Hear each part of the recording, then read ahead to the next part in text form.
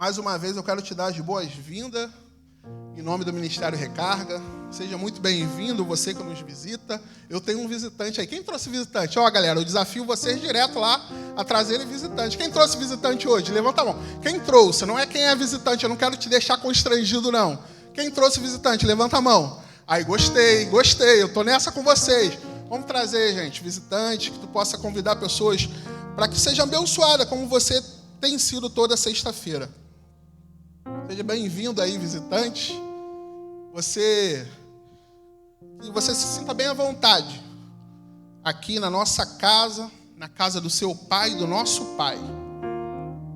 Em especial meu visitante, estamos juntos, Fábio. Eu quero que você abra a sua Bíblia, acesse o texto que está lá em Atos, capítulo 16.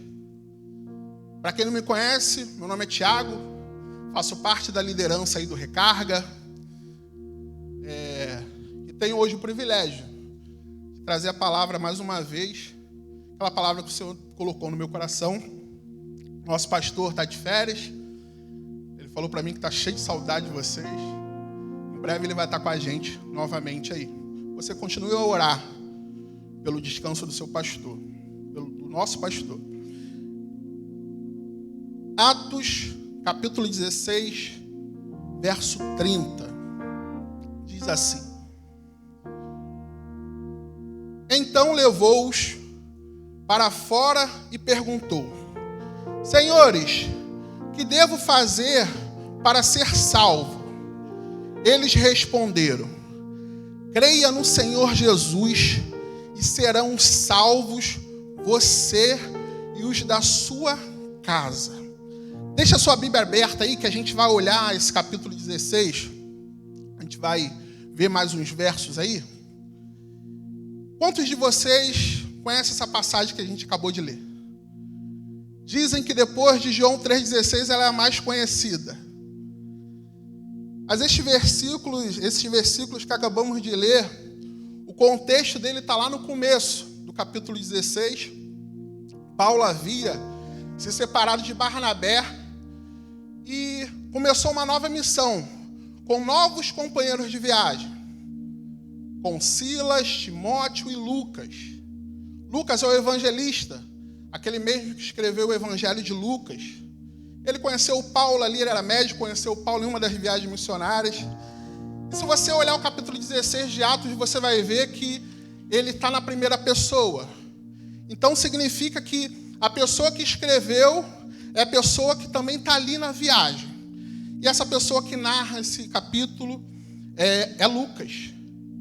E nos versículos 6 e 10, o Espírito Santo, vocês vão ver que o Espírito Santo fala com eles para mudar de rota. Eles estavam indo para um lugar, o Espírito Santo os orienta para ir para outro lugar. E Paulo, através de uma visão, ele foi direcionado por Deus para ir para Macedônia, em Filipos. Eles estavam ali, numa missão, pregando o Evangelho, anunciando as boas novas. Ganharam muitas vidas para o Senhor. Uma delas foi Lídia, uma pessoa influente ali em Filipos. Eles batizaram ela e toda a sua família. E foi uma viagem que aos nossos olhos começou muito bem. Aos olhos humanos começou muito bem. Mas também aos olhos humanos teve percalço no caminho. Teve barreiras, teve um processo turbulento. Sabe quando está tudo dando certo na tua vida? Está tudo muito bom, tudo muito bem. E algo acontece que você esquece aquilo que estava bom. Até pouco tempo atrás, era isso que aconteceu com Paulo e seus amigos ali nessa viagem. Você já foi em algum lugar que claramente, na verdade, você já pensou em um lugar que claramente Deus disse não para você? E você não foi? E ali você recebeu um livramento? Às vezes acontece. Deus em todo tempo Ele está nos direcionando.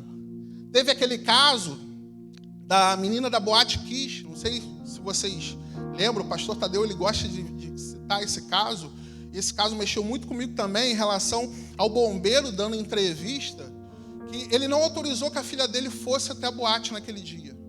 Boate Kiss, não sei se todos sabem, foi aquela lá que pegou fogo, ela incendiou, muitos jovens morreram, a maioria jovens. Ele dando a entrevista, ele emocionado, ele falou: a minha filha era para estar aqui.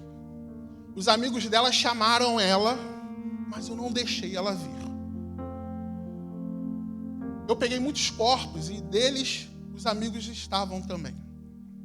Teve outro jovem também, depois eu vendo esse caso, estudando, quando estava meditando nessa lição, que deu uma entrevista falando que os pais dele não deixaram, ele dormiu chateado com os pais.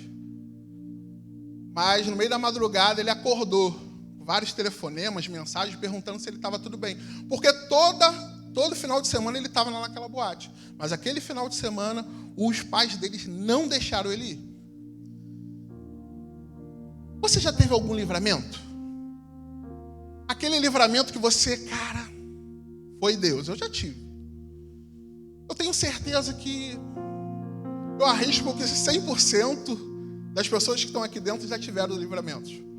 Por mais que você não lembre, mas o Senhor, Ele já te deu o livramento. E livramentos que a gente nunca vai saber, porque Deus em todo tempo Ele nos dá livramento. Assim como Ele nos direciona, assim como Ele nos ensina o caminho que devemos ir, assim como Ele fala conosco. Mas para isso, a gente precisa ter intimidade com Ele. A gente precisa conhecê-lo, porque senão a gente não vai ouvir e nem entender o que Ele está falando. E Paulo e sua equipe estavam ali em Filipos direcionados por Deus, porque eles ouviram o Espírito Santo. Eles estavam ali cumprindo o propósito de Deus. E durante a estadia deles ali, algo acontece. E Lucas narra no versículo 16, joga aí por favor, olhem na sua Bíblia também, para você conferir se tudo isso que a gente está falando aqui é verdade. Ele narra assim: certo dia, indo nós para um lugar de oração, encontramos uma escrava que tinha um espírito pelo qual predizia o futuro. Ela ganhava muito dinheiro para os seus senhores com adivinhações. 17. Essa moça seguia a Paulo e a nós, gritando: estes homens são servos do Deus Altíssimo e lhes anunciam o caminho da salvação. Ela continuou fazendo isso por muitos dias. Finalmente, Paulo ficou indignado. Voltou-se e disse ao Espírito: em nome de Jesus Cristo, eu lhe ordeno que saia dela. No mesmo instante, o Espírito a deixou. Não sei quantos viram o tema da mensagem, do sermão. Eu pensei em outro tema, mas para colocar nas nossas mídias, ia ficar um tema muito grande. Então a gente colocou o tema Viva de Propósito. E eu quero pensar com vocês hoje aqui, tirar algumas lições de como viver os propósitos de Deus. E a primeira lição que eu quero tirar aqui, lendo esse texto, é que para viver os propósitos de Deus, é preciso discernir o que você ouve e vê. Eles indo orar, indo fazer a sua devocional em grupo. Quem aqui faz devocional em grupo? Tem uma galera que gosta de fazer uma devocional em grupo aí, orar junto. Eu acompanho lá, posta na internet, eu vejo. E uma mulher, uma moça, uma jovem, muitos dizem que ela era jovem, como muitos aqui, começou a gritar: eis aí, os servos do Deus Altíssimo, eles estão anunciando o caminho da salvação. E o texto fala que Paulo ele ficou indignado. Por quê? Eles eram servos do Deus Altíssimo, sim ou não? Sim ou não? Sim. Eles estavam anunciando o caminho da salvação, sim ou não? Então o que ela está falando é verdade ou mentira? Verdade. aquele elogio é verdadeiro ou não é? É sim. Tudo que ela está falando é verdade. O problema não é o que ela está falando, mas o problema está em quem está falando. E ouvindo aquelas palavras por alguns dias, Paulo ficou indignado. E pelo poder do Espírito Santo, ele expulsa o demônio. Por que Paulo faz isso? Porque Paulo tinha discernimento do Espírito. Um dos dons listado lá em 1 Coríntios 12, ele tinha clareza do que estava por trás daquela ação. E um dos ensinamentos que eu vi estudando esse texto é que nós precisamos ter cuidado com os elogios. Porque o elogio pode até ser verdadeiro como era, mas não vinha da boca de Deus, vinha da boca do diabo. E a Bíblia diz que ela fez isso por vários dias. Cai comigo. Como é bom quando a gente está vivendo algo e alguém vem no seu ombro e fala: cara, está valendo muito a pena o que você está vivendo. Isso é bom. Quem não gosta de ser elogiado? Você gosta de ser elogiado? Eu gosto de ser elogiado. Ser elogiado é bom. Ainda mais elogiado pela uma missão que você está cumprindo, pelo um trabalho que você está executando. Quem não gosta? Mas nós precisamos ter cuidado. E a Bíblia está nos orientando a isso. Porque tem elogio que vem da boca de Deus, mas tem elogio que vem da boca do diabo. Paulo tinha uma questão nesse momento: cumpro minha missão ou perco o elogio? Porque para aquela moça ser livre, liberta do Espírito, ela precisava cessar os elogios. Então Paulo sabia muito bem que se o Espírito que estava nela saísse, os elogios iam acabar. Eu entendo que tem horas que para cumprir a nossa missão, para cumprir o propósito de Deus, vai ser o mesmo que perder aplausos, o mesmo que perder os elogios. A gente vai precisar entender que vai ter momentos que a nossa missão, o propósito que Deus tem para nós, tem que ser muito maior do que o nosso ego. Vai ter que ser maior que a nossa vaidade. Porque se nós formos refém dos elogios, nós vamos começar a parar de cumprir a missão, o propósito de Deus quando os elogios acabarem. Se nós formos reféns dos aplausos, nós vamos começar a duvidar das promessas de Deus quando os aplausos se forem. Vai chegar a hora na tua vida, na minha vida, que nós vamos ter que escolher. Ou eu sigo o propósito de Deus, ou fico parado, ouvindo os elogios e aplausos. Qual era a intenção daquele demônio? É bem claro. Era encher eles de vaidade. Era encher eles de vaidade. E se tem uma coisa que a nossa geração gosta, é de tapinha nas costas. A gente vê muito isso pelas postagens. Você deixa alguma postagem lá no seu feed se não for positiva? Claro que não. Eu vejo, às vezes, aí artistas que expõem a vida deles todas na rede social. E quando alguém faz alguma crítica, eles vão lá e fazem o quê? Oi? Tranca os comentários. Porque a gente só gosta de ouvir elogios. Nós precisamos ter discernimento espiritual. Por isso a gente precisa orar mais. A oração precisa fazer parte da nossa vida, precisa ser um hábito. E o texto nos mostra que quando aconteceu isso com eles, eles estavam indo orar. A oração fazia parte da rotina deles.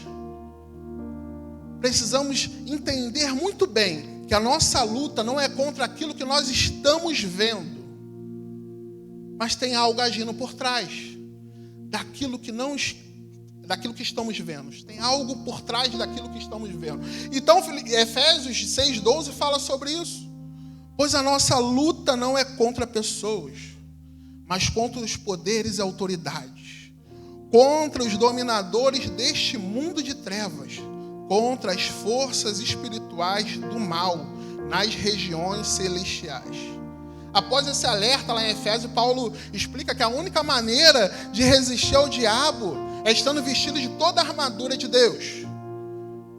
Nós precisamos olhar o mundo à nossa volta com os olhos de Deus.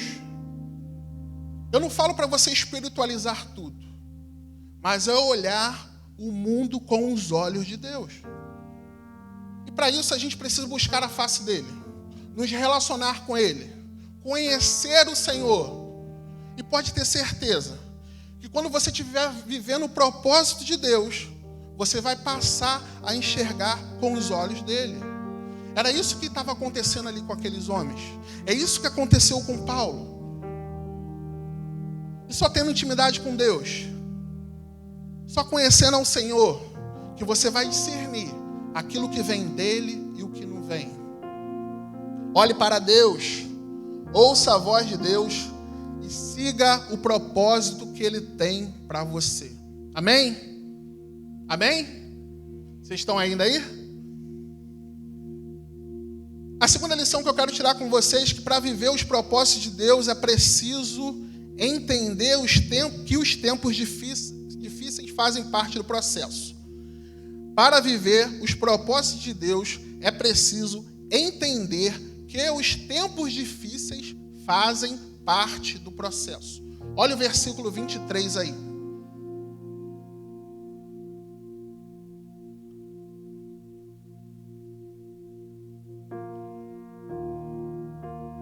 Depois de serem severamente açoitados, foram lançados na prisão. O carcereiro recebeu instrução para vigiá-los com cuidado. Tendo recebido tais ordens, ele os lançou no cárcere interior e lhe prendeu os pés no tronco.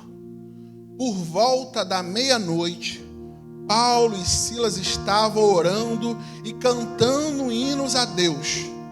Os outros presos os ouviam. Paulo, através do poder do Espírito Santo, ele expulsa o demônio daquela moça, daquela jovem. Ele fez com que aquela moça fosse liberta. Na verdade, Jesus, através de Paulo, fez que aquela moça fosse liberta. E as adivinhações cessaram junto com a expulsão do demônio. Aquela moça não fazia mais adivinhações enganosas, porque era o demônio que fazia através dela.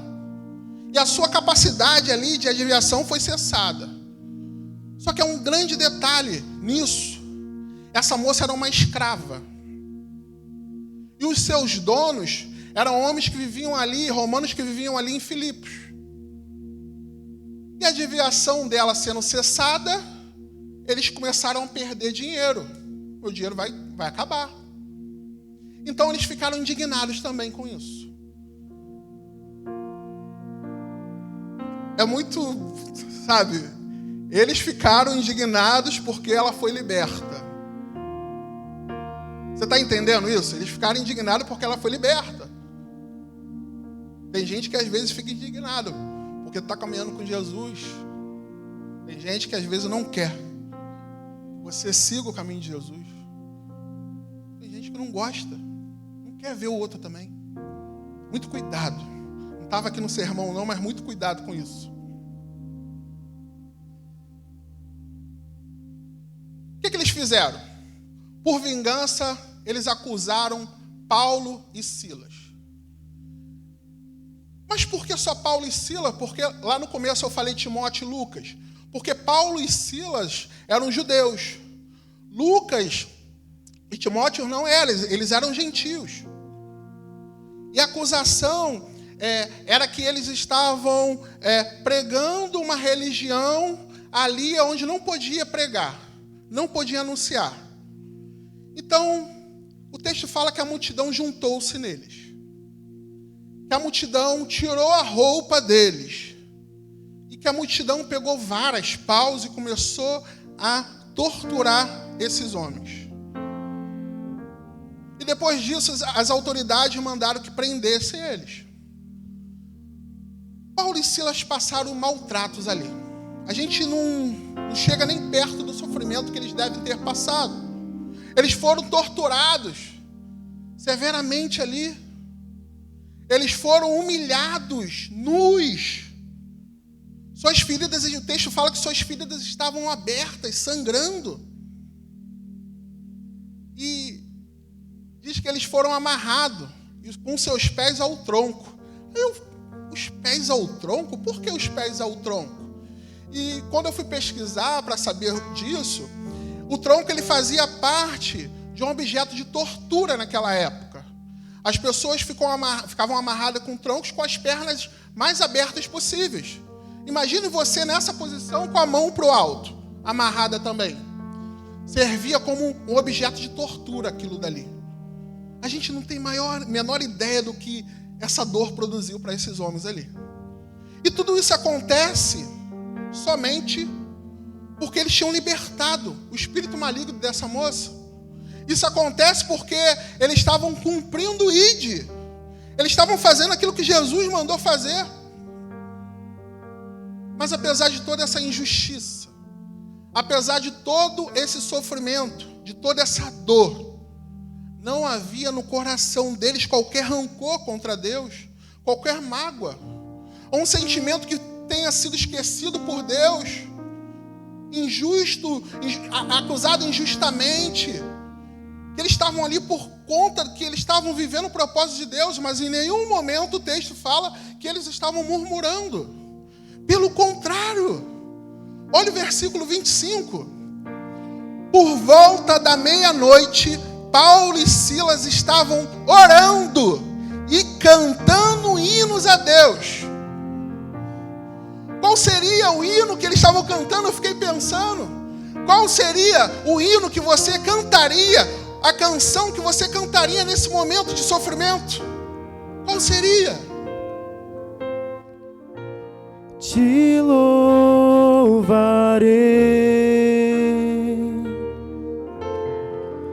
não importam as circunstâncias, adorarei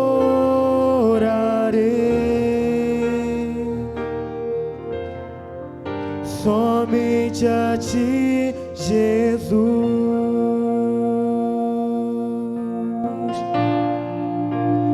Perto quero estar,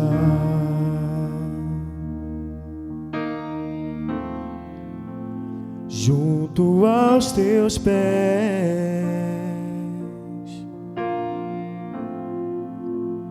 pois prazer maior não há que me render e te adorar. Tudo que há em mim,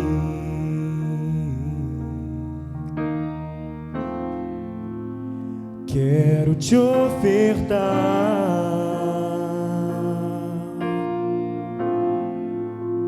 mas ainda é pouco eu sei, se comparado ao que ganhei. Não sou apenas servo, teu amigo me tornei. Você pode cantar? Te louvarei, te louvarei. Não importam as circunstâncias, adorarei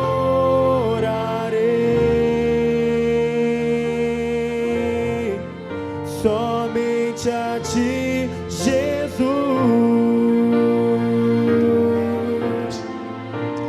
Te louvarei. Quanto de nós seríamos capazes de cantar esse hino ao Senhor nesse estado? Você teria coragem? Você pensaria nesse momento de sofrimento cantar hino ao Senhor? Somente a ti, Jesus. Por muito menos, a gente esquece de Deus. Por muito menos, a gente murmura. Por muito menos, a gente fica zangadinho com Deus. Por muito menos, a gente deixa de orar. Quanto mais louvar. Que ensinamento Paulo e Silas estão nos dar. João 4 diz que Deus busca adoradores que o adoram em espírito e em verdade. Adoração não é a música que você canta, mas a vida que você leva depois que a música deixa de tocar. E Deus, Ele procura adoradores. Deus, Ele não procura a melhor canção. A nossa adoração é apenas um meio para se conectar com Ele. O que Deus quer é adoradores. Deus quer a mim e a você. Adorar é você crer que nada acontece sem a vontade dEle. Adorar é você crer na soberania de Deus. De que Deus está por trás de todas as coisas. Eles sabiam que aquilo tudo que eles estavam passando era permissão de Deus. Eles não atribuíram a Deus qualquer injustiça. Ao contrário, eles adoraram. Não foi um hino, não. Lucas fala que foram hinos, no plural, mais de um. Não sabemos quanto tempo eles ficaram ali. Mas durante o sofrimento, eles não deixaram de orar e adorar. Eles não tiveram espírito de rancor, de mágoa, de reclamação, mas de plena submissão, de que Deus estava no controle. E essa passagem nos mostra claramente que é o que Deus quer de nós. Em meio ao sofrimento, em meio à dor, em meio ao medo, à angústia, à ansiedade, em meio a tudo que a gente passa na nossa vida, o Senhor quer que nós continuemos buscando Ele. Ainda que tudo pareça ir perdido, ainda que tudo esteja dando errado na sua vida, eu não posso me esquecer de adorar. Eu não posso deixar de orar e adorar.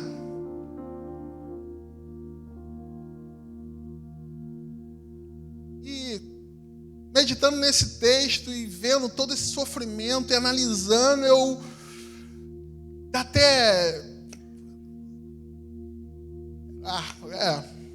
raiva quando a gente começa a passar lá, né? Qual é o nome que fala? Oi? Não era isso não, outra coisa. Mas quando a gente começa a ver alguns vídeos e a gente vê o evangelho coachilizado, o evangelho que você não vai sofrer, você vai ser feliz. O evangelho que só vitória, só vitória. E é uma teologia que está nesse nosso meio, infelizmente. Porque se você for fiel, se você tiver fé, se você fizer campanha, se você fizer sacrifício, você não vai ser pobre, você não vai ter doença, você não vai passar por sofrimento. Mas não é isso que a Bíblia está falando. Não é. Esse é um outro evangelho que eu desconheço. A Bíblia diz que sim, os cristãos passarão por provação. Vai ter sofrimento, sim. A diferença é como que nós vamos passar. Essa é a grande diferença. Como nós vamos reagir diante do sofrimento. Então esteja preparado. É difícil dessa notícia, mas esteja preparado. Você vai passar por lutas. Se você não está passando, você vai passar. Não esqueça, em que em nenhum momento o Senhor vai te abandonar. Em nenhum momento Ele vai deixar de cuidar de você. Em nenhum momento. Guarda uma coisa que eu guardei no meu coração um dia quando alguém falou e nunca mais eu esqueci disso. Que Deus permite que passemos momentos difíceis para nos dar a oportunidade de obedecer a sua palavra e ter experiências profundas com Ele. Você entende isso? As pessoas que mais têm experiência com Deus são aquelas que mais passaram por situações difíceis. Porque se você estiver passando por uma situação difícil, se agarre no Senhor para você ver que você não vai ter experiências com Ele. Mas se você deixar Deus de lado, você não vai ter experiências.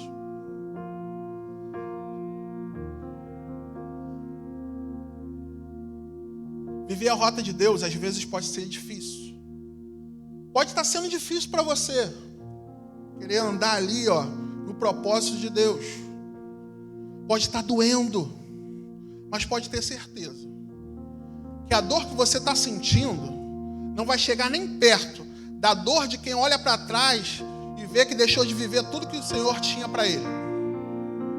Vai valer a pena. Então, mesmo sentindo dor por ter que fazer escolhas que a sua carne não quer que você faça, dor por ter que fazer escolhas que o seu ego não queira,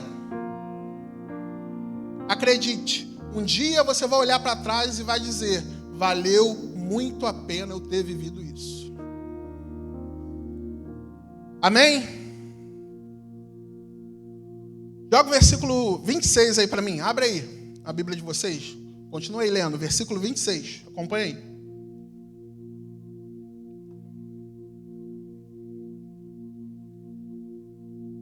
De repente, houve um terremoto tão violento que os alicerces da prisão foram abalados.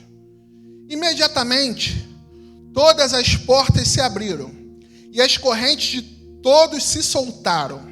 O carcereiro acordou e, vendo abertas as portas da prisão, desembanhou a sua espada para se matar, porque pensava que os presos tivessem fugido.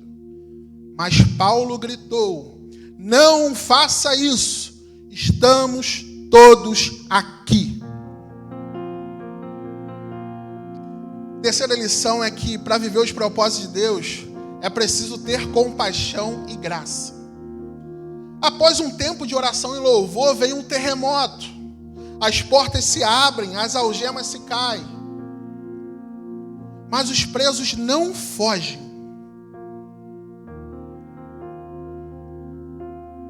Eles sabiam que algo extraordinário estava acontecendo ali, que o sobrenatural de Deus estava acontecendo ali. Eles sabiam. O testemunho de Paulo e Silas diante do sofrimento é impressionante. Se você olhar aí no versículo 24, não precisa jogar, mas se você olhar na sua Bíblia, para você ler a sua Bíblia, você vai ver que eles estavam num cárcere interior.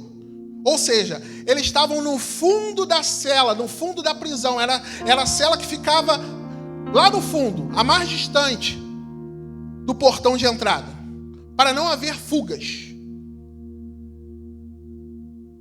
E eu tenho certeza que de bom ali, quase certeza, não posso falar certeza, que de bom ali era só Paulo e Silas.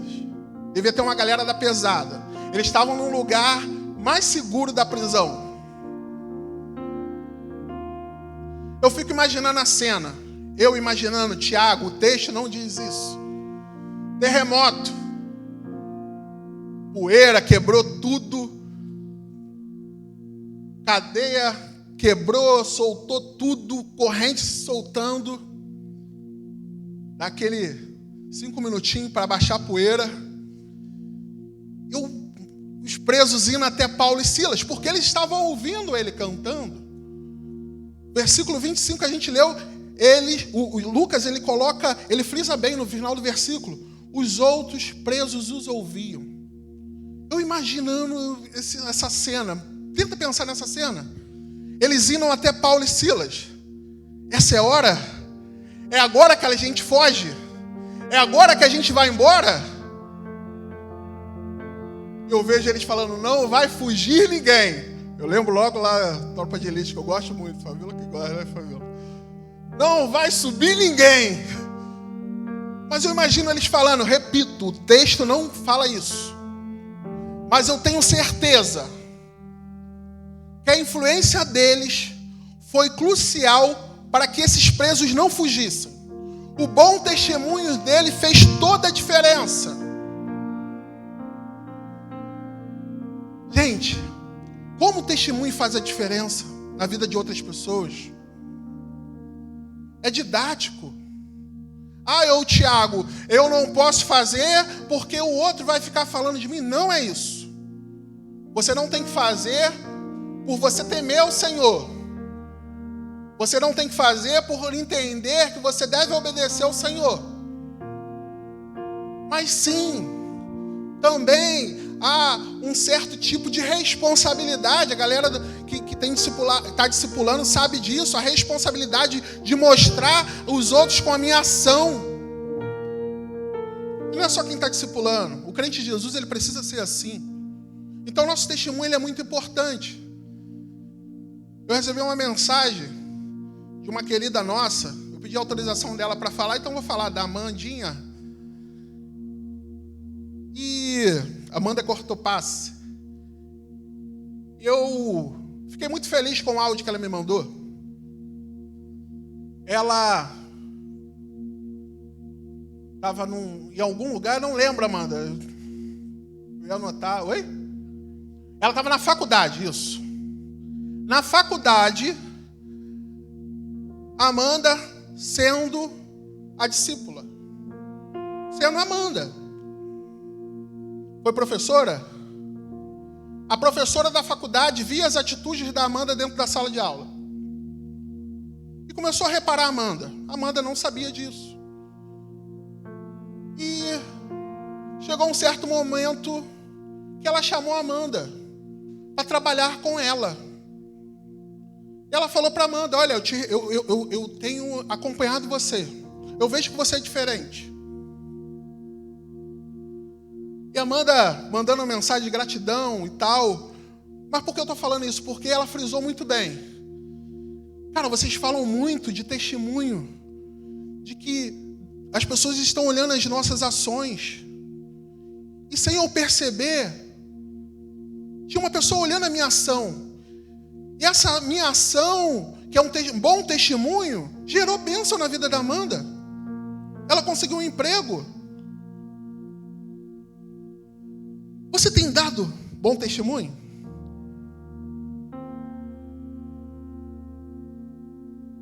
As pessoas olham para você e vê o quê? Na verdade, vê quem? Não me importo pelo que os outros falam. Ah, mas você deveria se importar sim. Nós, discípulos de Jesus, deveríamos nos importar sim. O bom testemunho faz parte do Evangelho. Não importa onde estejamos, não importa o que estamos fazendo ou onde estamos fazendo, devemos influenciar as pessoas com o nosso bom testemunho. Porque pode ser que você vai começar o ano letivo agora, você não vai cair na escola que você queria, ou você não conseguiu passar lá com a pontuação no Enem, ou seja, para onde for, na faculdade que você queria, mas você vai para uma faculdade. Pode ser que hoje você não está no emprego que você queira, você não está fazendo o estágio que você queira, mas pode ter certeza, se você tem buscado ao Senhor a direção dEle, o direcionamento dEle, é propósito de Deus que você esteja lá. Então esteja dentro do propósito de Deus, dando o seu bom testemunho. Deus quer que você esteja lá. Paulo entendia muito bem isso. Por que ele entendia muito bem isso e entendeu muito bem isso? Olha que Filipenses 1,12 diz. Filipenses, uma carta que Paulo escreveu para a igreja de Filipe, nesse mesmo lugar que ele ficou preso. Olha o que diz, Filipenses 1,12. Quero que saibam, irmãos, que aquilo que me aconteceu tem antes servido para o progresso do Evangelho. Tudo que aconteceu comigo serviu para o progresso do Evangelho. Paulo entendia muito bem disso. A nossa vida, a sua vida, tem servido para o progresso do Evangelho? O que você tem vivido tem servido para o progresso do Evangelho? E quando você vê o texto, você vê que Paulo e Silas, eles tiveram uma grande oportunidade de se vingar. Mas como aprendemos lá na classe dos adolescentes domingo, na IBD, a vingança nunca é plena, mata a alma e a envenena. A gente está estudando o Sermão do Monte e a gente viu que a vingança ela não vai nos levar a lugar nenhum. Quero abrir um parênteses aqui, se você hoje não faz parte de nenhuma IBD, de nenhuma classe, venha. A gente tem classe para todas as idades, adolescentes, jovens, adultos, casais, geral. Então, domingo, após o culto da manhã, a gente tem classe aqui que a gente tem aprendido e crescido muito. Fechando parênteses. A vingança nunca vai te levar a lugar nenhum. Nunca vai me levar e levar você a lugar nenhum.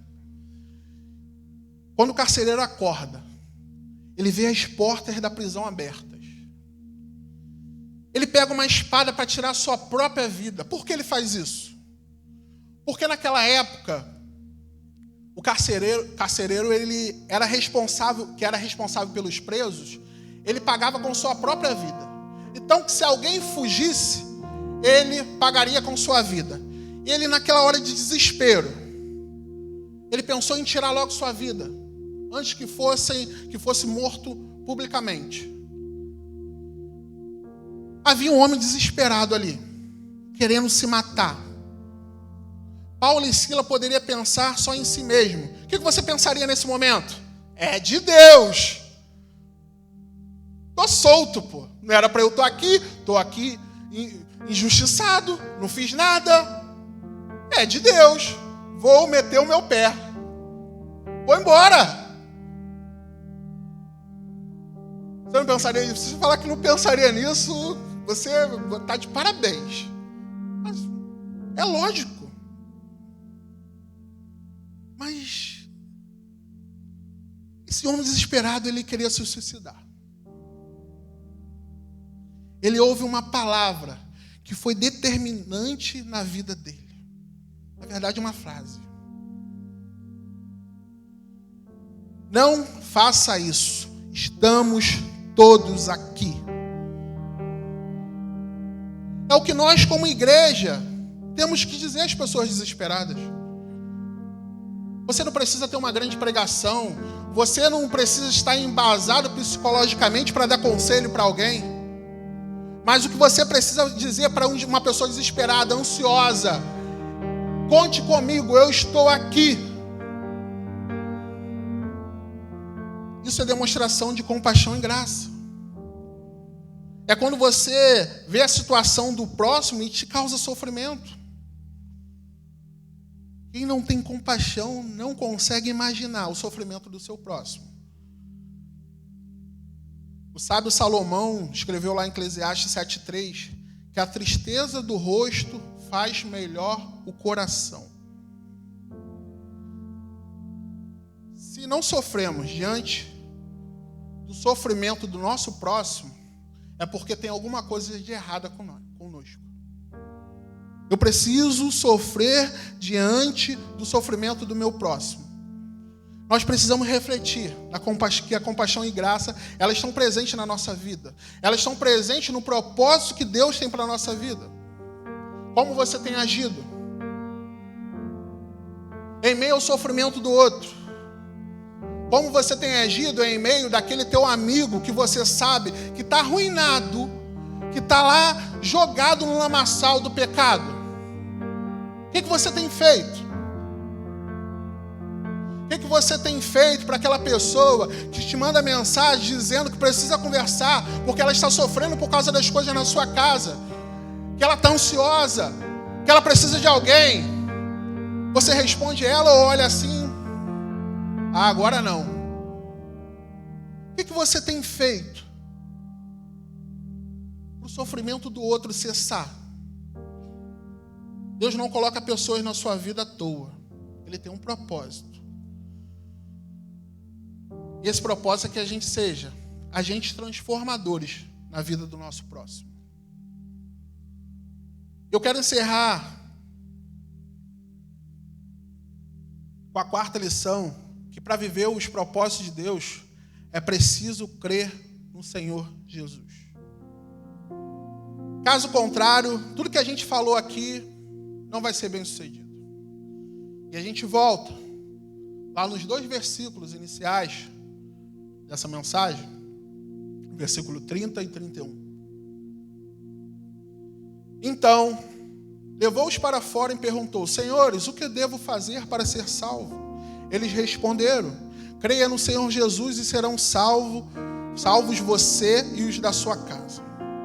O milagre para aquele carcereiro ali não foi o terremoto, mas foi os presos não terem fugido.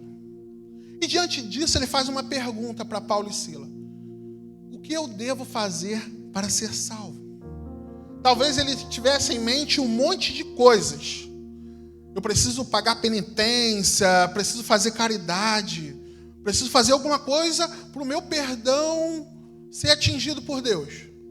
Na verdade, por Deus me perdoar. Mas o que ele ouve é essa declaração, que é a mensagem do Evangelho: crer no Senhor Jesus e você será salvo. Nós somos salvos pela fé, sem obras. E essa é a pregação simples do Evangelho.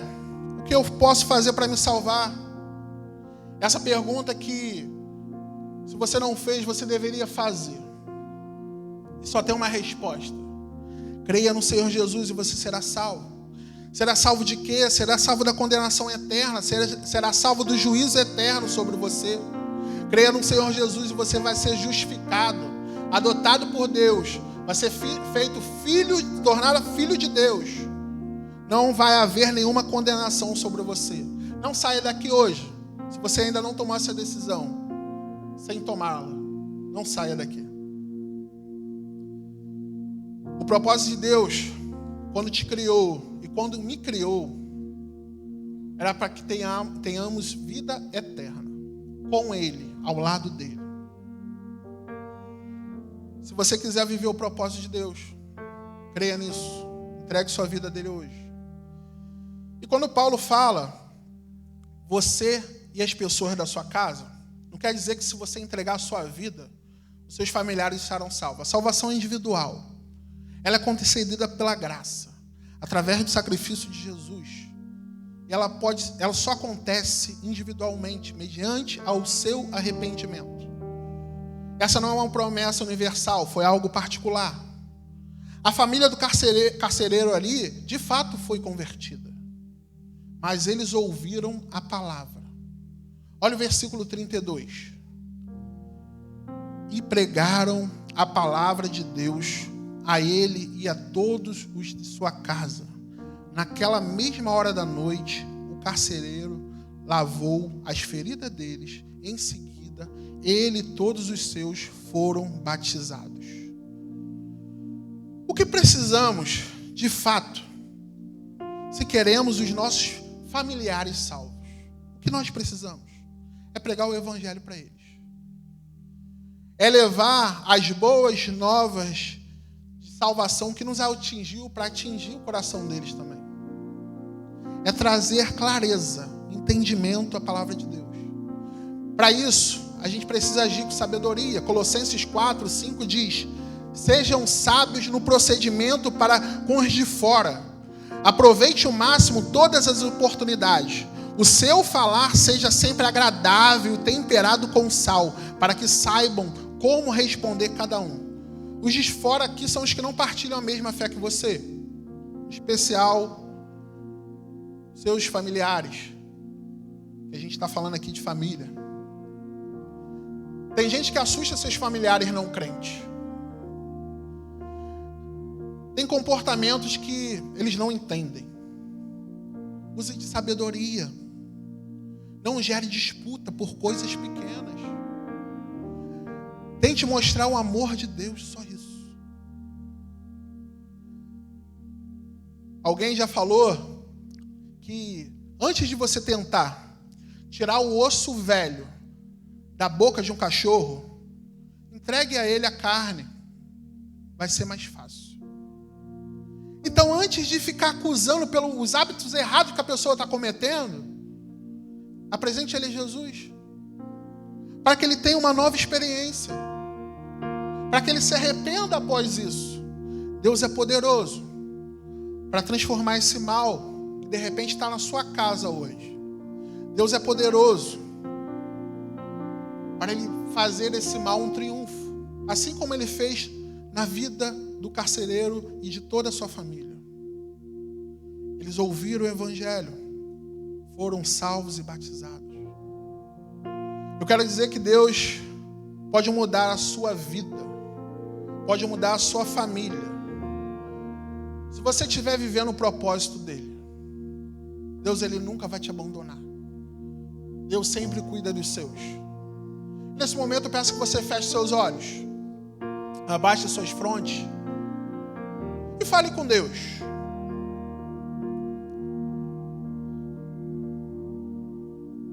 Deus tem um propósito para cada um de nós. Ele cuida da caminhada de cada um de nós.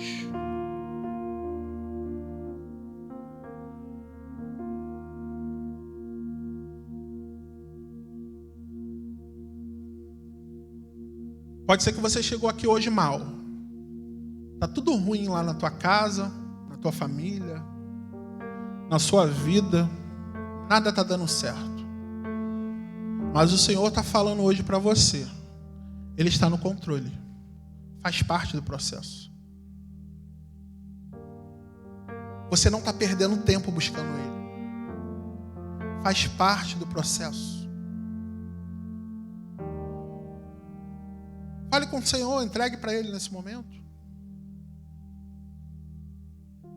De repente, é algum familiar seu que Deus trouxe à sua memória nesse momento, que precisa de cura, que precisa de libertação, e você não sabe mais o que faz.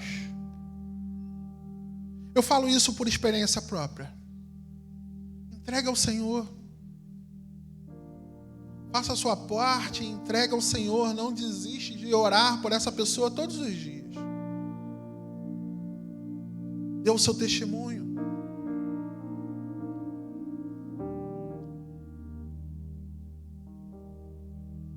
Continue falando com o Senhor. Ele está te ouvindo, Ele está aqui, no nosso meio.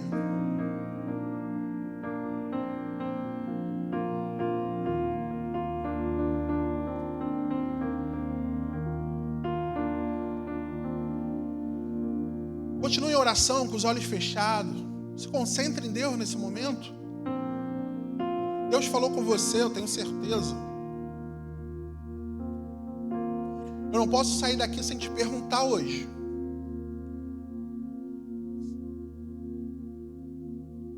Você quer entregar a sua vida a Jesus?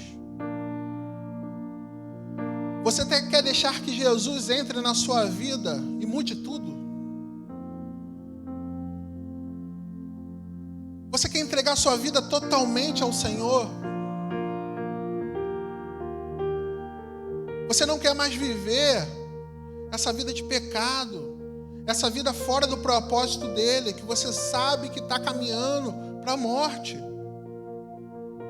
Fale com Deus agora nesse momento, entregue sua vida ao Senhor.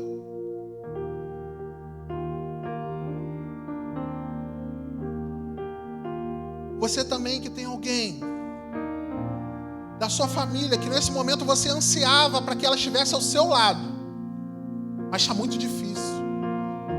Cada vez mais ela está entregue. Mas verdade, eu afirmo para você, não é o fim. O Senhor ele pode fazer mais. Ele quer fazer. Entrega essa pessoa ao Senhor nesse momento. Enquanto todos estão com os olhos fechados, eu pergunto a você que ainda não entregou sua vida a Jesus, você quer fazer isso hoje? Levante uma das suas mãos. Eu quero orar por você. A igreja está em oração por você. Isso que você está sentindo é o Senhor falando com você. Esse frio na barriga, Deus falando com você. Hoje é a hora. Obrigado, Senhor, porque a Tua palavra é viva e eficaz em nossa vida. Eu tenho certeza que ela encontrou morada em muitos corações aqui, como encontrou no meu. E que Sua palavra venha frutificar, Pai. Que a Sua palavra venha permanecer dando frutos, Senhor. Com testemunho, Senhor. Com ações que vão nortear vidas aí fora, Pai. Que o Senhor possa encontrar em nosso meio adoradores, Senhor. Verdadeiros adoradores, Senhor. Não deixe, Senhor, o diabo nos enganar. Com elogios, com aplausos. Não deixe que distrações nos tirem, Senhor, do propósito que o Senhor tem para nós. Ajude-nos, Senhor, a viver o Teu propósito. Nos dê força, Senhor. Por favor, abre os olhos de quem tem andado com tampões. Que Teu Espírito Santo incomode, Senhor, os nossos corações, se por acaso e no Teu caminho, no Teu propósito, a gente parou por distração ou por outra coisa, que o Seu Espírito Santo venha estar nesse momento, Senhor, nos trazendo a lembrança, Senhor, daquilo que temos feito que não tem agradado ao Senhor. Por favor. Queremos viver o Teu propósito, Pai. Queremos viver a vida que o Senhor tem para nós. Por isso te pedimos essa Sua ajuda, Senhor, nesse momento. Porque sem o Senhor não vamos conseguir. Entregamos, Senhor, vidas preciosas que hoje se decidem, Senhor. Que tomam a decisão mediante a Ti, Senhor. Ajude, Pai, a caminhar. Ajude, Senhor, fortaleça, Senhor, para que não saiam daqui, Senhor, iguais a que entraram. Que essa decisão não seja uma decisão superficial, mas que seja uma decisão do fundo do coração, com propósito. Por favor, Pai, derrama a Sua graça, Suas bênçãos na vida de cada um aqui, Senhor, cada familiar representado. Mais uma vez eu te agradeço por tudo. Em nome de Jesus eu oro. Amém.